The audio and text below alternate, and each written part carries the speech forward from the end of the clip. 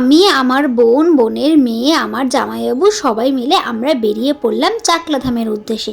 চাকলাতে গিয়েছিলাম পুজো দেবার জন্য। অনেকদিন ধরে খুব ইচ্ছে ছিল চাকলাকে একটু বাবা লোকনাথের পুজো দেবো। আমি অনেক বছর আগে একবার চাকলা গিয়েছিলাম, তা বলতে পারো প্রায় 12 বছর আগে। এক যুগ হয়ে গেছে, আর এক যুগ পরে এই আবার চাকলায় আমি গেলাম। তোমরা যদি কেউ চাকলায় যাও তবে বাড়ি থেকে ডালা তৈরি করে নিয়ে যাবে। পুজোর ডালা ওখান থেকে কিনবে না, ওখানে না অনেকটাই বেশি নেয়। ওখানে এক পাতা মিশ্রি দেয় আর একটা ধূপকাঠি দিয়ে দেয়, তারপরে 55 টাকা 60 টাকা নিয়ে নেয়। আর পুজোর জন্য মালা যদি নাও তবে আলাদা করে দাম দিতে হবে, একটা মালার দাম 30 টাকা নিয়ে নেয়।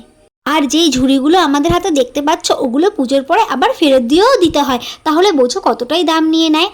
আবার মন্দিরের ভেতরেও পার্সিয়ালিটি আছে, যারা টাকা দেবে তাদের ভিআইপি ভাবে পুজো দিতে দেওয়া হয়, আর যারা টাকা দেবে না তাদের কোনো রকম ভাবে পুজোটা দিয়ে দেওয়া হয়। পুজো শেষ করে একটা কানের কিনে নিলাম। চাকলাতে আবার হাত দেখানোর বিজনেস হয়। আমি ঠাকুরের ভোগ খেতে থাকি। তোমাদের ভিডিওটা ভালো লাগলে চ্যানেলটা অবশ্যই সাবস্ক্রাইব